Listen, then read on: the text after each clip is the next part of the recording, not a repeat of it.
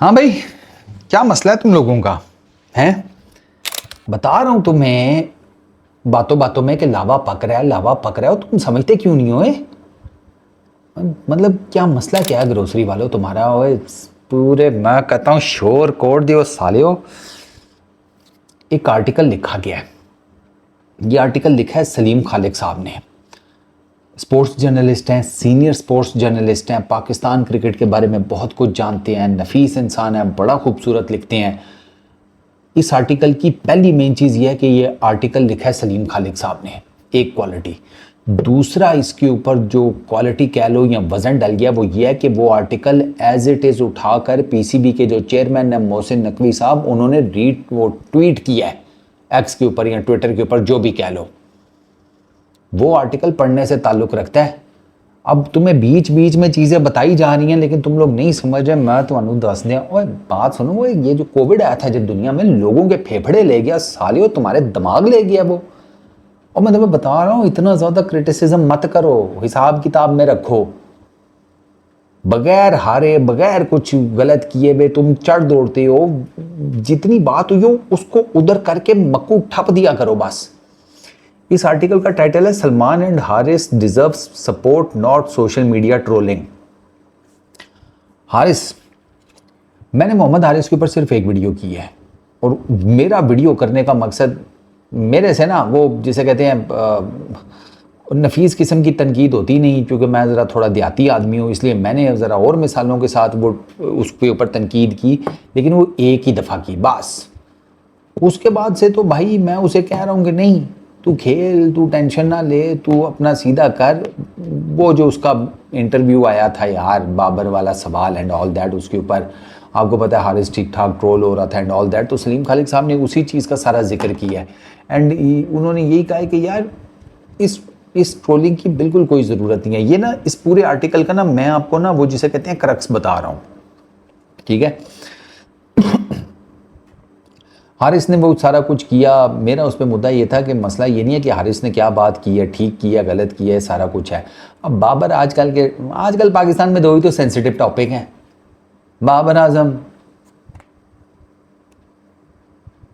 वो क्या हम कोई गुलाम हैं, समझ जाओ। हाँ, दो ही सेंसिटिव टॉपिक हैं इस टाइम, तो उसमें हाथ डालने की ज़रूरत क्या है? दफ़ा करो। ये वो उनके साथ वो वाला काम करो, रब जाने चाने जाने, हमें क्या लगे भाई, बस ठीक है करने दो। कहीं किसी दिन किसी ने गैस खा के मक्कू ठाप दिया, फिर क्या करेंगे? हारिस ने ठीक है उसको, मुझे ये मेरा पॉइंट ऑफ व्यू है, हारिस को वो बात नहीं करनी चाहिए थी, ओके ठीक है उसने कर दी, मैंने उसको रगड़ा भी लगा दिया, चीज़ें समझा भी दी, और इसी वजह से समझाई। सलीम खालिक साहब भी वही बात कर रहे हैं कि भाई वो फिर आप सोशल मीडिया पे ट्रोल होते हैं, फिर आप प्रेशर लेते हैं, फिर आप फ्रस्ट्रेट होते हैं, फिर आप बल्लापन देते हैं, तो पीछे जाओ ना, पीछे जाओ, और इस तरह का काम ही ना करो कि तुम सोशल मीडिया पे ट्रोल हो, तुम में सोशल मीडिया की फ्रस्ट्रेशन तुम्हारी जिसे कहते हैं फिर वो परफॉर्मेंस में नज़र आनी शुरू हो जाए। ज़रूरत ही नहीं है। सोशल मीडिया सारे देखते हैं, ये नहीं है कि इनमें से कोई सोशल मीडिया नहीं देखता, सब देखते हैं। तो इसी वजह से मैंने कहा था कि यार इस मामले में बात करने की ज़रूरत ही नहीं है, बस छोड़ दो। ठीक है, बाबर आजम का फ़ैन क्लब है, बाबर आजम का क्रेज़ है, सारा कुछ है, वो अपनी जगह के ऊपर, उस हकीकत को एक्सेप्ट करो बस, ठीक है, साइड मारो, उसमें ज़्यादा घुसने की ज़रूरत ही नहीं है। मैंने बताया सेंसिटिव टॉपिक है, वो कह तो देते हैं लोग कि भाई इसके बारे में बात नहीं करेंगे, गलत को गलत नहीं कहेंगे, और भाई सबको सब पता है, चूचे मूचे नहीं है ये सारे रोटियां हाँटते हैं अपने घर में, ये सारे जिसे कहते हैं हांडियाँ चाट जाते हैं घर में, प्रॉपर खाना खाते हैं, प्रॉपर इंसान उठते बैठते सोचने समझने वाले, इन सबको पता है अच्छा क्या है, गलत क्या है, बुरा क्या है। अब कोई नहीं अगर अपनी हठधर्मी में अपनी जगह छोड़ने को तैयार, तो क्या करोगे? उससे लड़ लोगे, सारी दुनिया से लड़ना शुरू हो जाओगे। तो दफ़ा करो, concentrate on your own work. ये दुनिया भी इस असूल पे चल रही है भाई, क्योंकि माहौल बहुत टॉक्सिक हो गया है। तो इसलिए मैंने हारिस को कहा था, मैं कहा भाई तू अपनी बैटिंग के ऊपर कंसंट्रेट कर, और अब मैं हारिस को फुल सपोर्ट कर रहा हूँ। लोग उसको ट्रोल कर रहे हैं कि उसके रन्स नहीं आ रहे 7वें नंबर पर। मैंने वीडियोज़ में कहा, मैं कहा 7वें नंबर पर कैसे रन्स करेगा वो? टॉप ऑर्डर का बैट्समैन अभी नंबर 7 के ऊपर आया है, तो उसको टाइम तो दो। क्योंकि आज मेरे से एक लाइव स्ट्रीम में एपेक्स स्पोर्ट्स यूट्यूब चैनल पे ना एक लड़के ने बड़ा अच्छा सवाल किया। इसने कहा कि फारूक भाई आप तो कहते हैं कि यार अब वो नंबर चेंजिंग शुरू हो गई है कि किसी भी बैट्समैन को किसी भी नंबर पर भेजा जाए एंड ऑल दैट, ठीक है। तो मैंने उसमें ही बात की थी, मैंने उसमें कहा है कि यार ये दो चीज़ें हैं। पहली चीज़ तो ये है कि ये दूसरी दुनिया की टीम्स कर रही हैं। अब दूसरी दुनिया की टीम तो वैसे ही क्रिकेट में आपसे एडवांस हैं, आपका तो अभी तक वो नहीं सेटअप हुआ ना कि भाई इसको इस जगह पर पहले खिलाएं, इसका कॉन्फिडेंस बहाल करें, ये रन्स पकड़े, इसकी जगह पक्की हो, इसको माहौल माशरे का सारा समझ आए, उसके बाद हम उसको ज़रा थोड़ा नीचे करके ट्राई करें, फिर थोड़ा नीचे करके फिर फलानी जगह पे खिला के टिमकानी। हमारे तो भाईजान इधर अपनी सीटें नहीं पूरी हाली। ये हमारा चौधरी साडा जेज दा समान ही नहीं रेडी, कुड़ी किंज व्याह दिए, किवें रिश्ता लभीए, किवें फोन कॉल करिए किसी रिश्ते वाली आंटी नूं कि तको ना जरा कुड़ी जवान हो गई है, साढ़े को जेज दे नां ते उत्ते साइकिल नहीं है, वो देना तो पैंदा है। ये चक्कर है। पहले हमने अपनी इनकी बैटिंग पोजीशंस जो जिस हिसाब से ये खेलते आए हैं अपनी क्रिकेट में पीछे से first class domestic and all that list है, पहले हमने इनको उन जगहों पे खिला के इनको पक्का करना है। ये रन्स करें, कॉन्फिडेंस आए, दुनिया की बॉलिंग ज़रा खेले, कोई थोड़ा कुछ जीते शीते। जब एक सर्टन अमाउंट ऑफ कॉन्फिडेंस इनके अंदर नज़र आना शुरू हो जाएगा फिर हम इनकी शफलिंग कर सकते हैं। और जब हम शफलिंग करेंगे उसमें भी हमें मेंटली तैयार होना चाहिए कि जब हम नंबर 3 के बैट्समैन को लेट सपोज नंबर 6 पे खिला देते हैं या नंबर 5 पे या नंबर 7 के ऊपर, तो it would take him time to deliver. अब उसके लिए गेम डिफरेंट हो गई है, अब सिनेरियो डिफरेंट हो गया है। मैंने हारिस का वो जो सेकंड यूएई वाले मैच में वो जिस तरीके से आउट हुआ था, वो जो शॉट एक्सप्लेन की थी उसमें भी मैंने बताया था, मैं कहा यही नया गेंद होता, प्रॉपर पेस के साथ होता है, नॉर्मली जो हारिस फेस कर रहा होता है, इसने हल्का से यूँ करना था, वो चला जाना था डीप थर्ड मैन के ऊपर छक्का या में भी चौका वट। इसमें वो कैच आउट हो गया क्योंकि ये पुराना गेंद था, थोड़ा थोड़ा स्लो बॉल था, थोड़ा पिच में भी फंसा। ये सारी चीज़ें काउंट करती हैं। तो हारिस को सिर्फ इस बात के ऊपर कि उसने बाबर का वो कह दिया, बट लीव इट, उसको अब बाकी ट्रोल करने की कोई ज़रूरत नहीं है, ठीक है ना। वो चैप्टर क्लोज हो गया, बस ठीक है, उसने कर दिया, आपने कह दिया, बात ख़त्म हो गई। अब मज़ीद उसे फ्रस्ट्रेशन देने की कोई किस कतन ज़रूरत नहीं है, ठीक है ना। हारिस का चैप्टर यहाँ पे क्लोज कर दें, उसको सपोर्ट करें, करेगा रन्स। यार वो तगड़ा बैट्समैन है, ऐसा नहीं है कि बिल्कुल ही लोलू पोलो सा जिसे कहते हैं, वो मकरान की पट्टी से उठ के कहीं से आ गया है, उसको पता ही नहीं है क्रिकेट नाम होता क्या है। वैसे आपस की बात है, अगर आप मकरान की पट्टी पर जाएँ ना तो आपको बहुत टैलेंट मिल जाए। ये तो आप बलूचिस्तान में बढ़ते नहीं हैं, वहाँ पे बहुत टैलेंट है, ऐसा नहीं है कि टैलेंट नहीं है, क्रिकेट वहाँ पे भी खेली जाती है। बट खैर, तो एक चीज़ तो ये कि वो टैलेंटेड है, सो किया हुआ है यार, वो अच्छे खासे रन्स कर लेता है, शॉट्स मार लेता है, छक्के मार लेता है, ऐसा नहीं है कि बिल्कुल ही फारिग तरीन बैट्समैन है। थोड़ा सा उसका फॉर्म और थोड़ा सा ज़रा कॉन्फिडेंस थोड़ा शैटर्ड है, कोई नहीं। एक चीज़ तो ये, और दूसरा वो उसका नंबर 7 नंबर 3 पर ने टॉप ऑर्डर में रेगुलर खेलेगा जब रन शंस बनाना। हमें असल में 3 हम खिला रहे हैं ना ऊपर, हम सैम को भी, रान को भी, फ़खर को भी खिला रहे हैं, ये तीनों ओपनर्स हैं। अब इन तीनों को आपने पहले 3 नंबर पे ही एडजस्ट करना है, तो अब इनको जब नंबर 3 पे एडजस्ट करेंगे तो डेफिनेटली आपको हारिस को नीचे लाना पड़ेगा, क्योंकि चौथे पाँचवें के ऊपर तो ऑलरेडी आगा और हसन नवाज़ किस तरह खेल रहे हैं वो आपके सामने है, तो उनकी पोजीशन चेंज करने का फ़ायदा कोई नहीं, ठीक है ना, अभी एट द मोमेंट। तो इस वजह से वो नीचे आ रहा है छठे सातवें के ऊपर। तो हारिस को टाइम दें, करेगा, I am pretty much sure ये लड़का करेगा, इसके अंदर है। ठीक है, बललियाँ मार जाता है, कोई बात नहीं, बललियाँ तो अपनी सगी औलाद भी मार रही होती है, उसको फारिग थोड़ी कर देते हैं। एक चीज़ ये, दूसरा वो तो मुझे बिल्कुल नहीं समझ में आ रहा कि सलमान अली आगा को क्यों किया जा रहा है क्रिटिसाइज या ट्रोल। आगे ने क्या किया? आगा किसकी मज खो के ले गया भाई? आगा को कैप्टन बनाया गया, पीसीबी ने एक चांस लिया और वो चांस डेफिनेटली पे ऑफ करता हुआ अच्छा नज़र आ रहा है। आगे की कप्तानी में कॉन्फिडेंस है, लड़के आगे के अंडर यूनाइटेड हैं, लड़के अच्छा खेल रहे हैं, कोई कंट्रोवर्सी नहीं है। ये ग्रोसरी वाले पैम्पर वाले बच्चे, ठीक है, ये उठते हैं वन फाइन मॉर्निंग।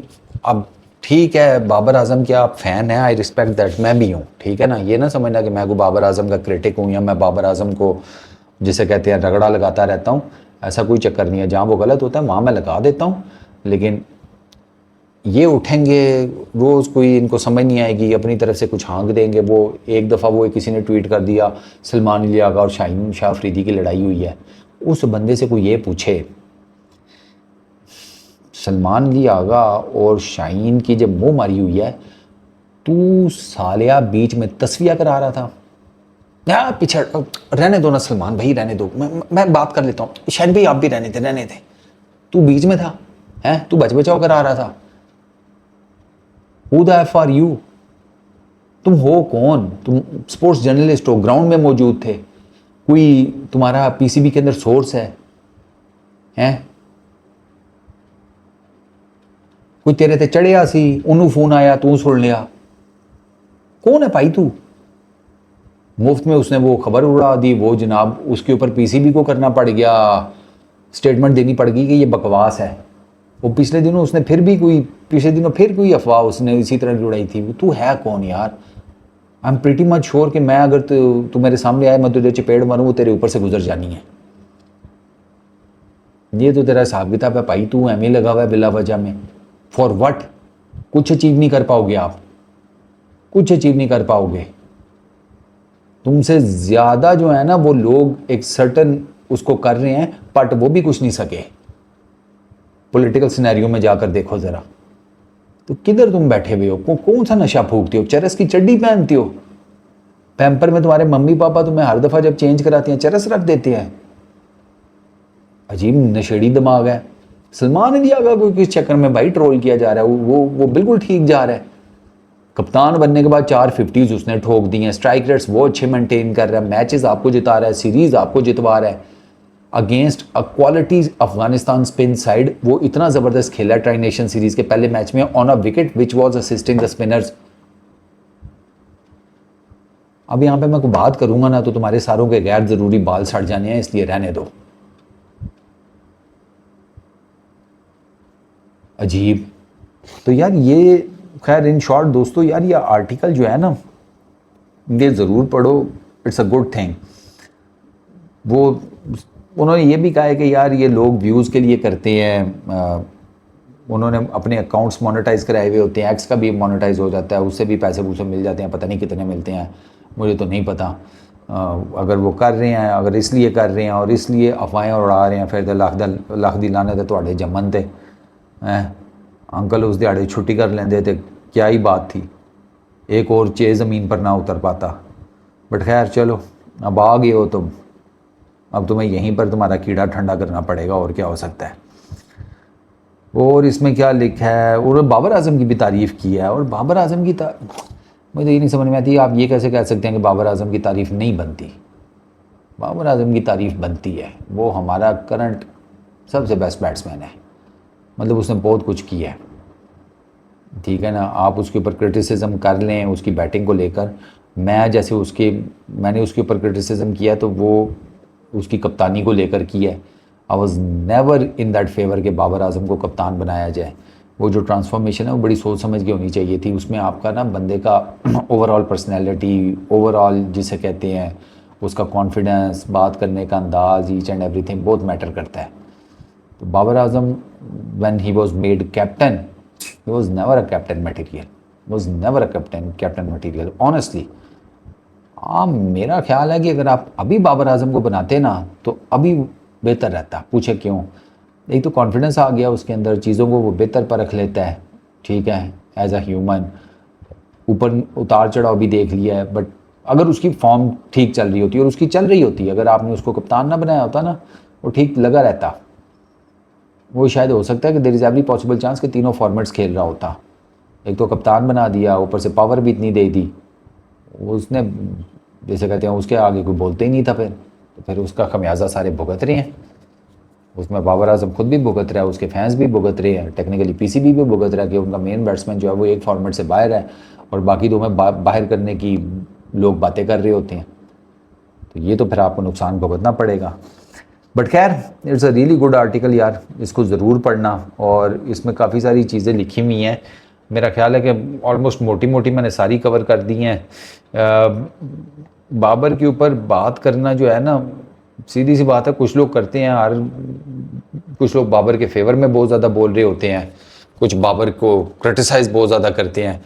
मैं ना कभी बाबर के उस बहुत ही नेक्स्ट लेवल के वो जिसे कहते हैं उसको देवता बनाकर उसके फेवर में बोल रहा हूँ, और ना मैंने कभी उसको इतना क्रिटिसाइज़ किया कि उसको भी बिल्कुल बगैर किसी वजह के पकड़ के रगड़ दूँ, और उसके फैंस को भी।